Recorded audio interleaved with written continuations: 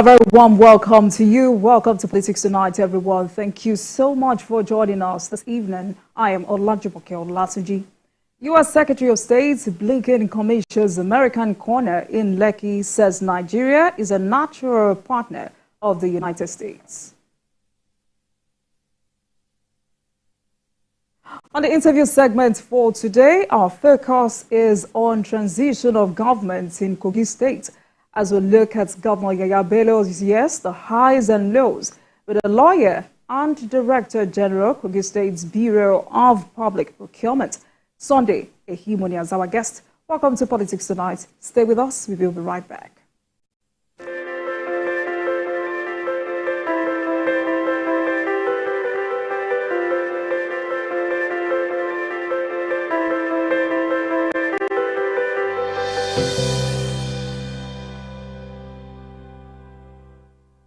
Like everyone, as usual, let's begin with some developments in the polity.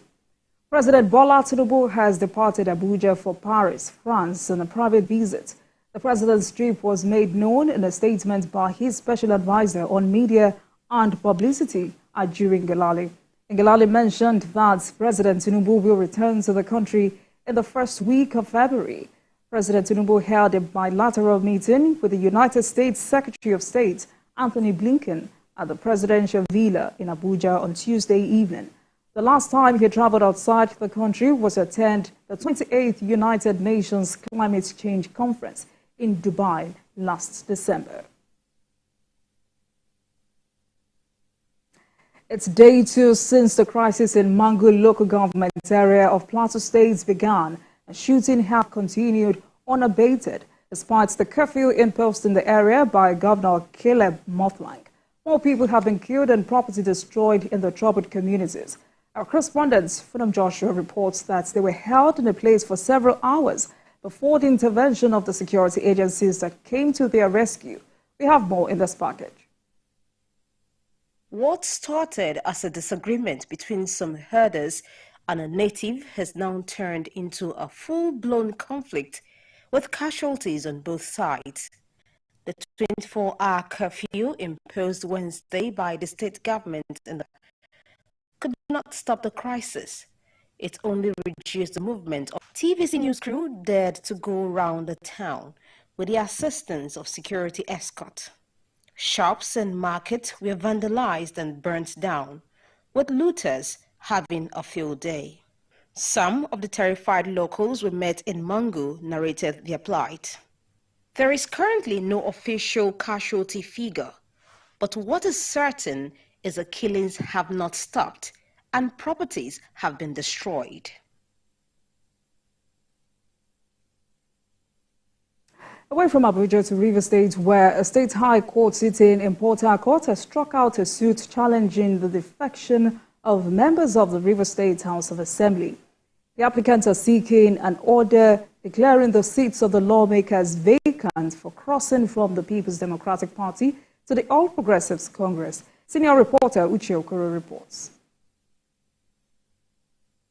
10 representatives of the Rivers State Elders and Leaders Forum are listed as applicants in this case.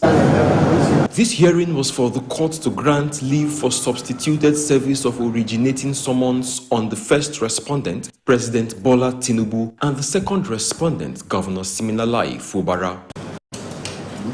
Lawyers for the applicants told the court that it had proven difficult to serve them in person, mainly due to the positions that they occupy. Other respondents include Martin Amehule and 24 other lawmakers, the Rivers State House of Assembly, and the People's Democratic Party. But rather than rule on the issue of serving the processes through a third party, Justice Chiwendu Wogu struck out the case for lack of jurisdiction. Most of the parties have been served. Some others haven't been able. We haven't been able to serve them, and that's why we came to court for an ex parte application to enable us serve the remaining parties, only for him to delve into jurisdiction where nobody on the other side had come in to oppose or to challenge his jurisdiction. Despite this legal setback, The applicants intend to push forward with their plan to challenge the defection of 25 state lawmakers. They also want the court to nullify all actions taken by the respondents after their defection and do the opposite to the group led by Edison Ehie, who once announced himself as Speaker of the House.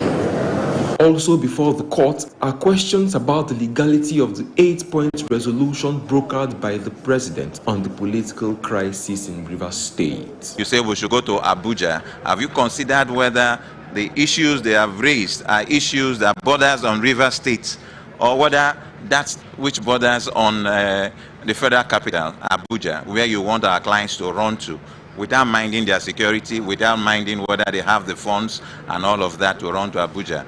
Abuja, other actions are there. We are doing ours. Allow the other parties to be served and then come back to argue whether you have jurisdiction or not. I think we should appeal this case to be able to tell Rivers people that this judge did not do the right thing. One, the other opponents were not served. We said we want to serve them. We have not come to the case and you are dismissing the case. You are citing laws that are not even before you. The applicants say they would appeal the ruling but are worried that justice may not prevail in the case due to alleged political influence. Uche Okoro, TVC News, Port Harcourt.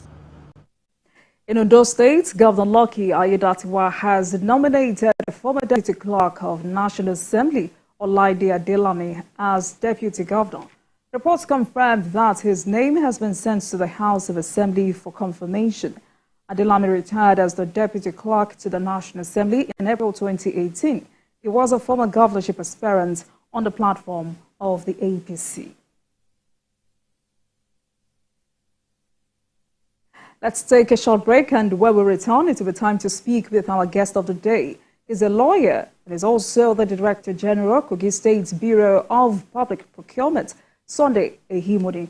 We'll take a look at Governor Yaya Bello's years, the highs, the lows, as he prepares to hand over to his successor in a few days. Please stay with Politics Tonight.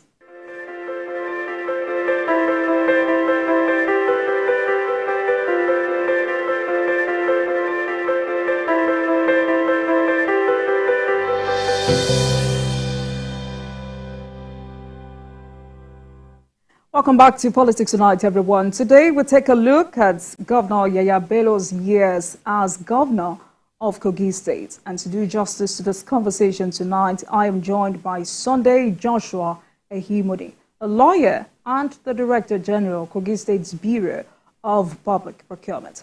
Good evening, Mr. Ehimodi. Thank you so much for joining us this evening. Welcome to Politics Tonight. Good evening. Thanks for having me. Right, so let's start this conversation with your general scorecard of the Governor Yaya Bello's administration. How would you rate his performance? Excellence. Nothing short of excellence. Right. So in the last 8 years, which project, in your opinion, is the governor's best and worst? Well, to the best of my knowledge, in the last 8 years, in terms of projects, His Excellency Yaya Bello, the Executive Governor of Kogi, has recorded excellence across all sectors, more particularly the energy sector, education sector, the health sector, works generally, security. As a matter of fact, these are nothing short of excellence, to the credit of the amiable governor of Kogi State, His Excellency Yaya Bello. Right, based on the kind of conversation we're having tonight, I would like us to zero into specific areas like health, education, infrastructure, security, and agriculture, which are some of the thematic areas in his administration's blueprint. How will you rate his performance in these sectors, one after the other? Well, as a matter of fact, like I've said, and I'll continue to say, is nothing short of excellence. If I should pick, start with, let's say, the energy sector. As a matter of fact, His Excellency have done unprecedentedly well. And like the successive government areas that they have abandoned, His Excellency Bello has been able to right the wrongs. More particularly, you may have heard of the fact that His Excellency in the last 8 years have distributed over 100, to be specific, 146 500 kVA transformers across the 3 senatorial districts as a relief and replacement of burnt transformers in the various locations across the 3 senatorial districts of Kogi State. You may have heard of Project Light Up Kogi East. The Kogi East is the Eastern Senatorial District that is composed of about 9 local governments. Before the administration of Bello, that was what we call rationing, interlocal government rationing of lights between the local governments. And what informed that was that the high tension cable that was laid across the 11-kilometer Itobe bridge does not have the capacity to carry out the energy demand or sustain the energy demand in the 9 local government of the Eastern Senatorial District. This was brought to the knowledge of His Excellency, and His Excellency came up with the idea of this Project Light Up Kogi East. What used to be 90 meters of cable was upgraded to 300 meters of LPE cables to be able to serve the 9 local governments of the Eastern Senatorial District of Kogi State. That was a major hub because successive administration have neglected this fact, and His Excellency Yahaya Bello, who is a people-oriented governor, a result-oriented governor, make sure that he came to the demands of these people and implemented this. And today, over 70 communities and settlements across Kogi East now have steady power supply. I must also tell you about the installation of about 6,800 meters of 185 mm XLPE cable across the Murtala Mohammed Bridge to service Karifi and the environs. Before the administration of His Excellency, these areas totaling about 69 communities around that Kogi local government, Karifi Kogi local government, were in total darkness. But when His Excellency installed this, as I speak with you today, they enjoy nothing less than 18 hours power supply in that region. I can also mention to you that communities from Lokoja, Natapo area, Banda, Karara, Ijiho, Baude, Jamata, down to Ogbongboro. In fact, His Excellency has done immeasurably well to make sure that these communities benefit from rural electrification projects. Reinforcement of line structures and replacement of vandalized line across various locations in the state is one of the major hubs of His Excellency. You know, before His Excellency came on board as governor, criminalities and all other social crises was the order of the day. And most of the existing structures in the energy sector were vandalized, and wherever were faced with the demands and the need to replace all these vandalized facilities. As I speak with you today, all has been restored 100%. 100%.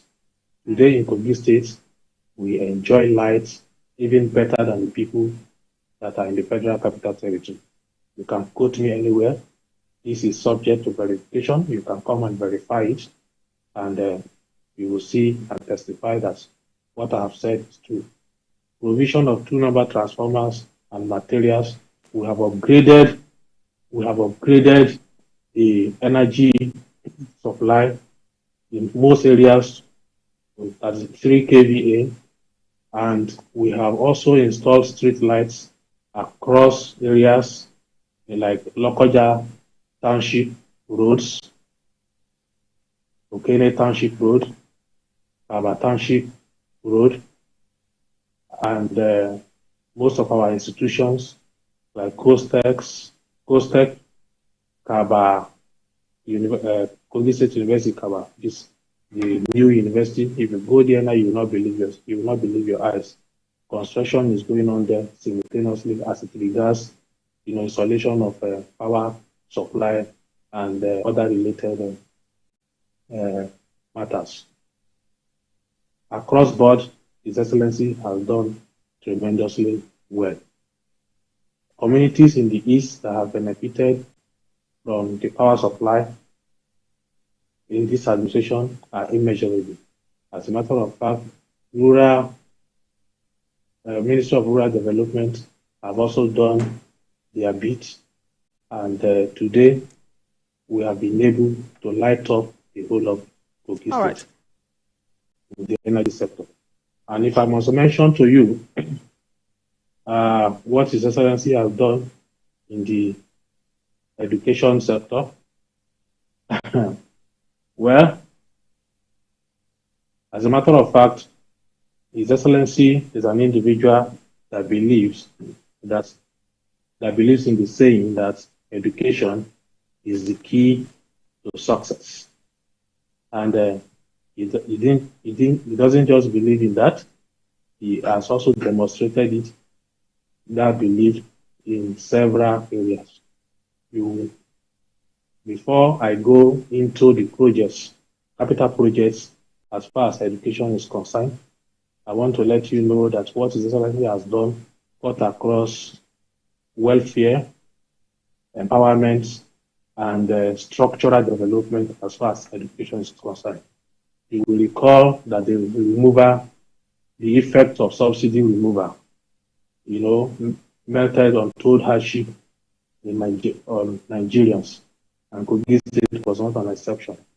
And part of the measures His Excellency put in place to cushion the effects of the subsidy removal was to see how he can alleviate, the expenses in education.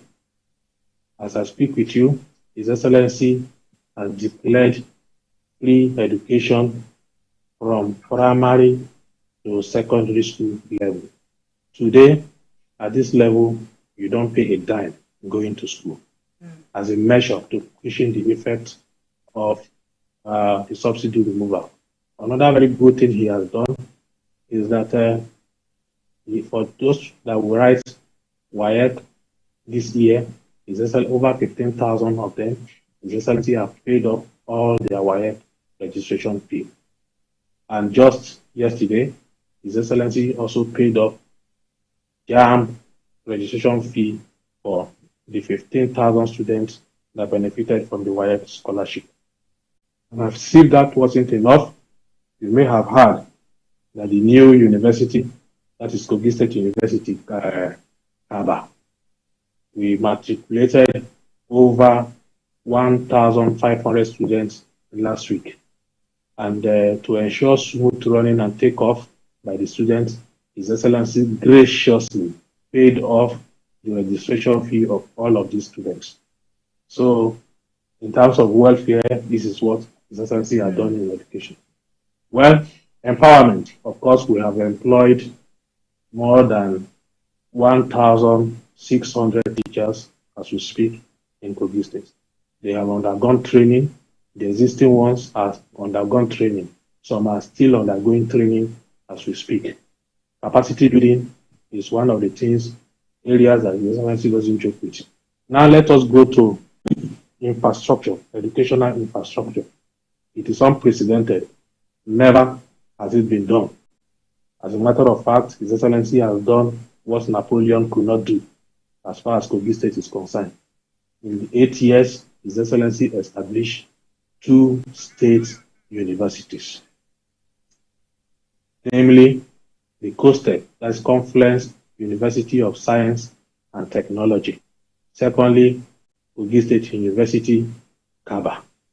In the University of Science and Technology, as a matter of fact, I can tell you as a DG procurement of Kogi State that that place, if you go there today, you will be overwhelmed and flabbergasted because the Senate building is 100%, the lecture theaters are 100% in operation.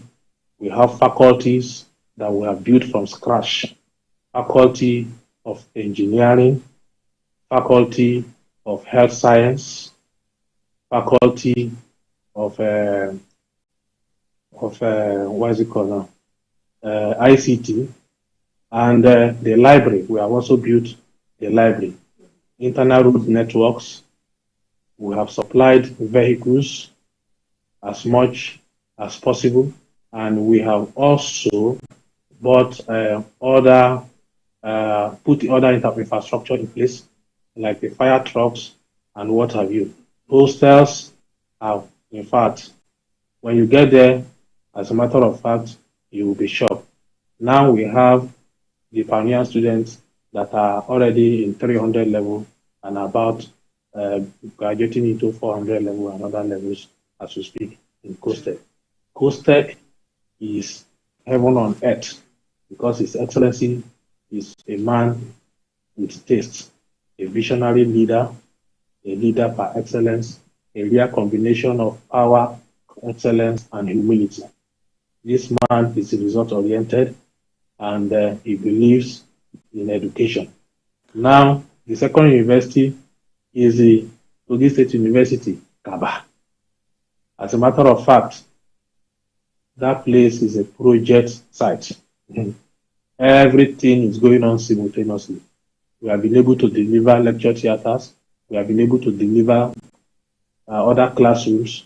We have been able to deliver administrative blocks. Some are already about 87, 89% completed. Internal road is going. Electrification project is simultaneously going on there, and as well as hostels for students are simultaneously going on there. As a matter of fact, we have over 1,500 students that subscribed, and the school accommodated all of them, and we can even accommodate more. That is to tell you how proactive, how forward His Excellency is when it comes to education. That being said, on tertiary education, because if I want to go over all other tertiary education, like School of Nursing, School of Nursing. Mr. Himoni, you've been very elaborate, and it looks like we can end the show here because you've basically touched on every sector. But let's kindly hold on. Let's go back to some of these capital projects and their significance. This time, let's focus on the health sector.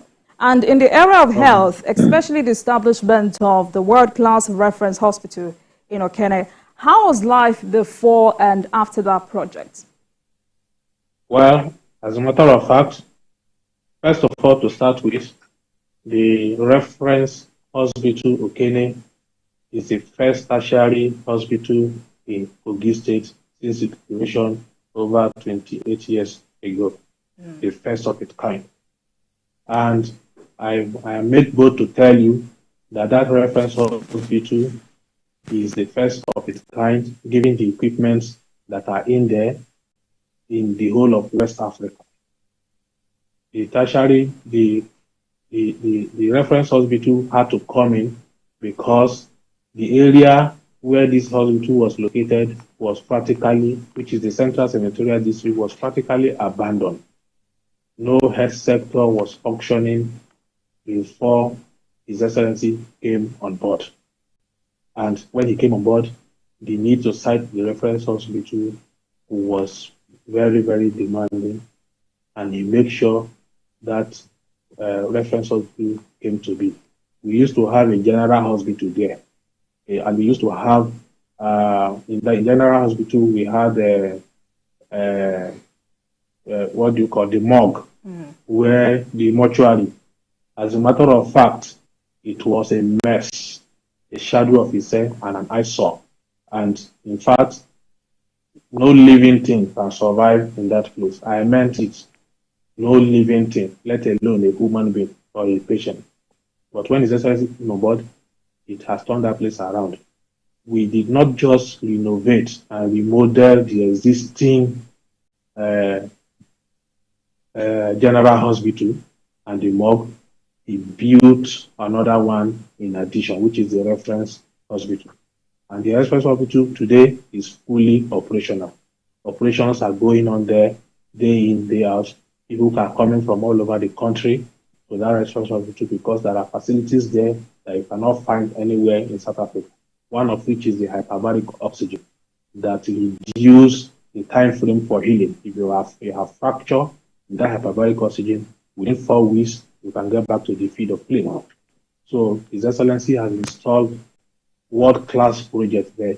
As a matter of fact, in the whole of West Africa, you can't get anything like that, like we have in the reference hospital. Okay? It's been wonderful. The life has put smile on the faces of the people. Those who cannot afford the reference hospital, the general hospital is also there to cater for their needs. So the farmers from different hospitals across board have been welcome and they handled at the reference hospital. Right, but His Excellency has really tried for the people. Fantastic. But can you confirm to us that, kindly hold on, can you confirm to us that renal and coronary disorders for which some people travel abroad can now be accurately investigated and treated at a hospital? That is the least of our problem now. I can tell you. We are handling more sensitive cases. You needn't go abroad to do everything. That one is even the least of it in the scale of preference. Yes, I can confirm that 100%.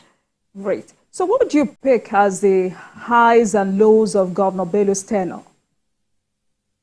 Well, as a matter of fact, if you say low, well, unholy criticism, uninformed criticism. As a matter of fact, mischief, more particularly during the COVID era. His Excellency stood his ground and make sure that Kogi State people remain healthy, and it was affecting the economy of Nigeria and that of Kogi State. But His Excellency stood his ground and was able to make sure that the impact of the COVID, quote and unquote, you understand, the negative impact of that COVID did not really affect us in Kogi State. His Excellency stood his ground. He conscientized the people, educates the people, and the need to keep our economy booming and also encourage increased participation of SMEs. And listen, well, we faced a lot of challenges. We faced a lot of black meat from all over the country and those who were catching out of it. But His Excellency, being a godly man and a visionary leader who is true to his word, stood his ground. And as a matter of fact, everybody is praising him to have done that. That was the low of this government. It was low because it affected the revenue generation and the economic hub. But for the proactiveness of His Excellency, we were able to fight through. The height of it is the security. What we are doing, what His Excellency has done on security, as a matter of fact, I don't think there's any governor, without minusing words, in this country that has the capacity and the capability to do it. Kogi State is safe. you can go to bed with your two eyes closed. His Excellency has received awards, national, state, and international awards as far as security is concerned in this state. And I give it to him. He's going to be leaving a very big shoe for his successor to come in. He's a wonderful man. Security is top-notch, 100%. No compromise. No compromise at all on aspect of security. We really commend him because whatever happens around Kogi State, we are only hearing it. Here in Kogi State, as a matter of fact, we find it very difficult to believe that some of the things that are happening in other states are actually happening. Well, His Excellency has really fought the insecurity, the menace of insecurity, because when he came on board, Kogi State was a home and the host for all form of insecurity. But today, it has been reduced to the barest minimum, and we thank him for that. Simon, let's take a break, and when I return, we will continue this conversation. Tonight, we focused on Governor Yega Bello's highs and lows as he prepares to hand over to his successor in a few days. We'll take a break now, and I will be right back. Please stay with us.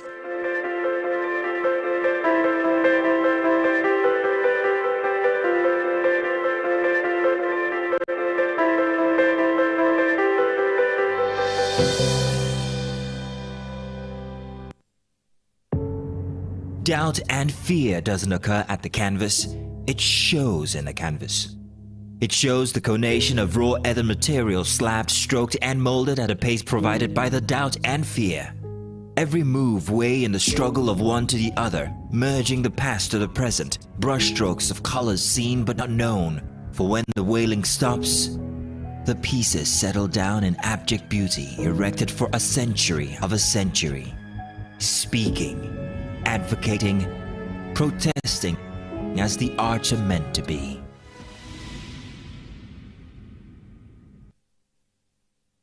Our planet, our home, threatened by man's activities with fears of mass extinction on the rise. On Green Angle, we examine the issues that affect our environment, seek solutions to put us on track to secure and restore a cleaner and greener world for generations to come.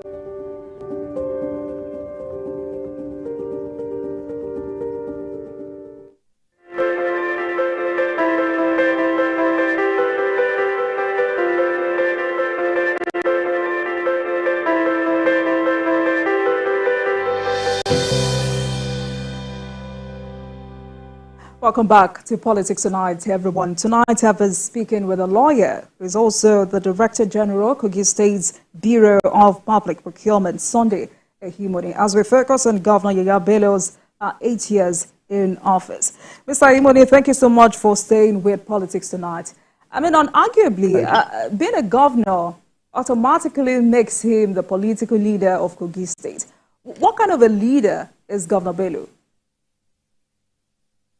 Governor Bello is a servant leader, a visionary leader, a leader by birth and by inclination, a leader with empathy, a leader that has sympathy for the people, a people-oriented leader, and a result-oriented leader. This is how best I can describe him. He is a father, a mentor, a benefactor. But being the youngest serving governor, do you think the governor showed capacity in handling the responsibilities of his office? And would you say, or has it made young people proud? As a matter of fact, Yaya Bello has demonstrated capacity in all regards and in every aspect. And that has made the need for young people to come on board very enviable. As a matter of fact, Yaya Bello is a good ambassador of the young generation in this country.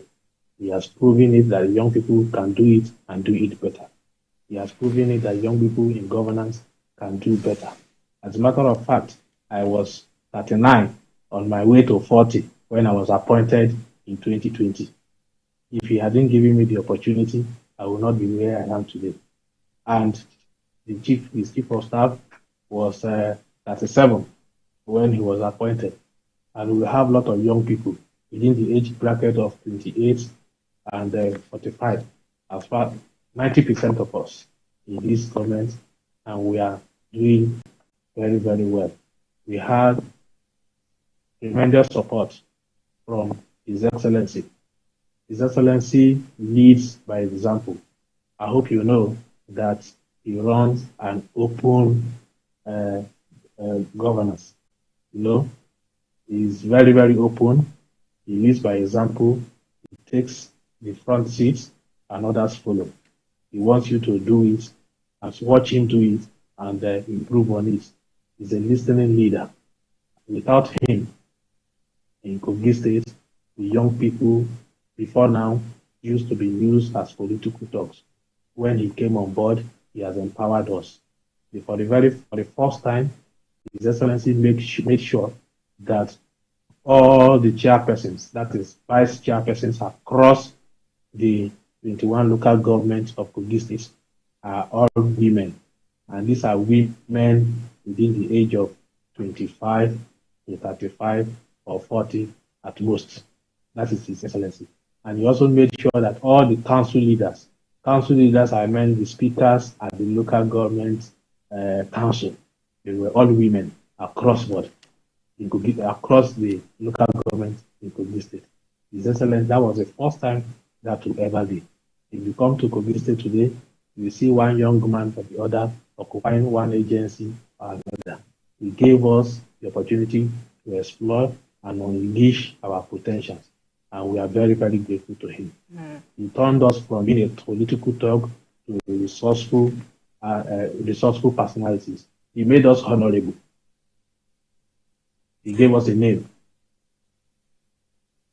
Right. So he gave us a sense of belonging. A sense of belonging. That is priceless. Money cannot buy that. We are eternally grateful to him. And he's also handing over to a very young man too. We'll talk about that later. We'll get to that. But can you authoritatively say that Yaya Bello left Kogi State better than he met it? With my full chest, he is leaving Kogi State better than he met it. As a matter of fact, Yaya Bello has done more than enough for anybody taking over from him, more particularly the governor-elect, to be able to stand and take off on a very, very good note. So this state today, nobody will come after Yaya Bello that will be able to break Yaya Bello's record. It will be very, very difficult. You can only consolidate on his effort. I can tell you that.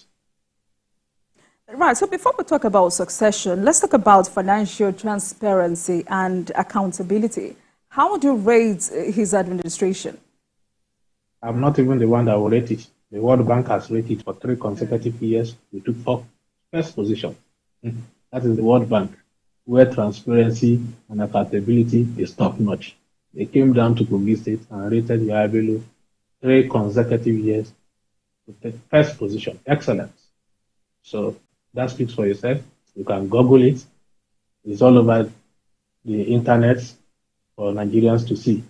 So me rating it now is like undermining the effort of the World Bank. So Yaya Bello is transparent, is accountable, disciplined. I've never seen a governor that is financially disciplined like Yaya Bello. Look, come to think of it, Kogi State used to be a civil servant state before Yaya Bello come. What do we have? What is our source of income? What is our source of revenue? Yaya Bello came on board and turned the whole thing around. All these projects Yaya Bello has executed across board. Where do you think the money is coming from? It takes a prudent leader to be able to achieve that. Yaya Bello is got a magic wand. He's disciplined, very, very disciplined with finances and highly prudent. If you don't have anything to offer, if you are not result-oriented, you can never be able to work with Yaya Bello. That I can assure you. He's highly transparent. The World Bank recognized that and they gave it to him. Thank you. Right. So let's get back to this capital project. I mean, all of these landmark achievements, infrastructural projects are here. But what structure is the governor putting in place or has put in place to ensure that there is proper maintenance after he leaves office? Yes. One of it is to take somebody from the system to succeed him, somebody who had been part of the system in the last 8 years, especially somebody who is in touch with the grassroots. The governor-elect, His Excellency Usman Ododo, was the Auditor General of the local government. And you know how thorough these auditors can be. If you are a friend of the auditor, it does not immune you from being, striped. So the Auditor General of the local government has been part of the system in the last 8 years, and that is the man that is succeeding Bello. It's one of the measures to sustain the legacy projects and the structures he has put in place. Bello had a roadmap as far as Kogi State is concerned for the next 32 years, and we intend to follow that strictly for the benefit of Kogi, the good people of Kogi State, starting from us. So he has laid down a very, very good foundation. All the structures has been well laid and properly laid. Whoever is coming on board have no choice. In fact, we'll be grateful to him that he has given a very good platform to start on a very good note. So we don't have any cause to worry. In any case, Bello is not going anywhere. As far as I am concerned, he will be where he will be, and he will also be giving us the necessary guide, because we can never, ever get tired of his wealth of experience and his wisdom. We always run to him to ask him wherever we have issues. So he's a father, and he will continue to be a father. He's a mentor, and he will continue to be a mentor. He's a leader, and he will continue to be a leader. As far as Kogi State is concerned, we will not be able to run it effectively well without Bello's input, because he conceived the idea, he conceived the vision, and we are